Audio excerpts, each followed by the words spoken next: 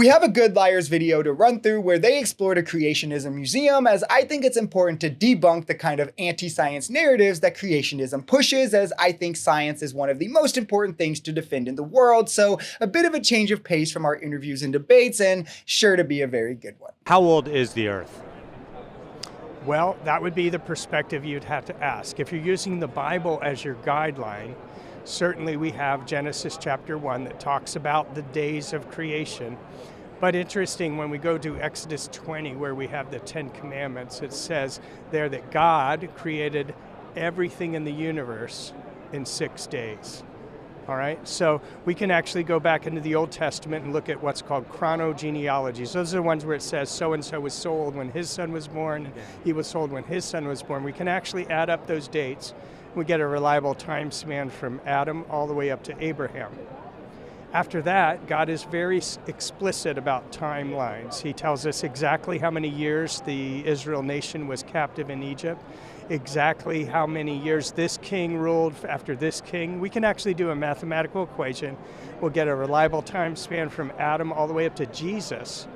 And that turns out to be somewhere in the neighborhood of about 4,100 years, which would put this world at about 6,100 years past creation. This is not only obviously batshit crazy, but it's also sadly what I was taught as a very young boy, as if the lifespan of imaginary figures in an imaginary book is more credible than the entire field of science. We know the Earth is around 4.5 billion years old. That's give or take around 50 million years. That's because of the margin of error that comes into anything when you're calculating stuff. But this is about as concrete and factual as you can get for something in the world. It is cross-confirmed by multiple dating methods. Various types of radiometric dating, from uranium lead to potassium argon, confirm this. Dating of lunar rocks that we found from the moon confirm this. And stratigraphy, or the layering of rocks, also confirms this. Even you could use biological methods, kind of like a molecular clock, in terms of the divergent times from species and evolution, that also supports this idea, where the possibility of all these various independent scientific methods cross-confirming each other but falsely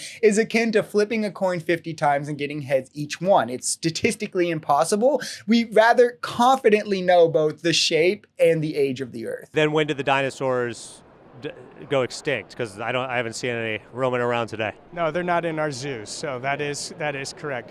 Millions of creatures and species have gone extinct over the millennia that this planet has been on. We don't have all of the answers because we don't have a videotape. We can't go back. You know, obviously, a lot of people talk about the great asteroid impact that happened around the Yucatan Peninsula, and indeed, the science does show that that really did happen. But if that led to the extinction of all the dinosaurs, then why do we have crocodiles, mammals, and for that matter, humans? So we can't know for sure.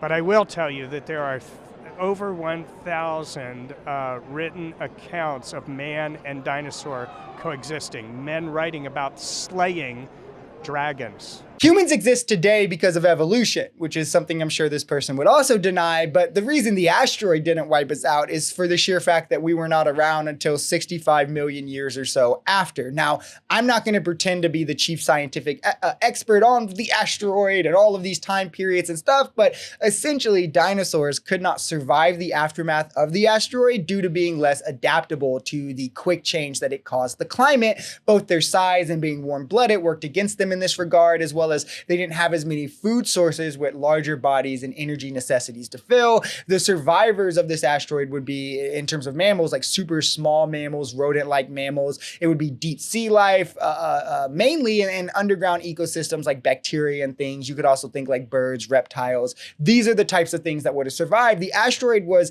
actually prior to even primates. So like when you're asking how we have humans, it's kind of nonsensical without getting into more simple life evolving into humans. It's just kind of insane to pretend that we coexisted along with dinosaurs, though I think him invoking dragon battles at the end there kind of gives that game away. But he looked at things like the Grand Canyon, and they saw those layers that are now interpreted to be hundreds of millions of years old.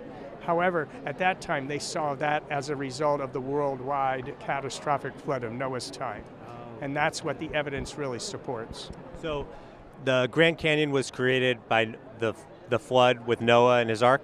Yes, those sedimentary layers were laid down, and then because of the water flowing through there, as the water came off of the continents during the flood, which is according to the biblical record, that's when it carved that Great Canyon. Okay, you guys first have to admire how these people all have their own little workarounds for the scientific facts that are pesky to their worldviews. Like, no, the stratigraphy of the Grand Canyon is perfect proof of the age being billions of years old, not of a great flood. It actually disproves the flood that he's trying to say caused it, as there's no global flood layer in the sedimentary layers in the Grand Canyon, where floods leave distinct sedimentary signatures through the ways that they erode it. In fact, there's actually no evidence of a global flood in any sedimentary layers. It's actually practically scientifically impossible. A flood covering all of Earth as high as the mountains that we have would take 3 times at least the amount of water that we have on Earth.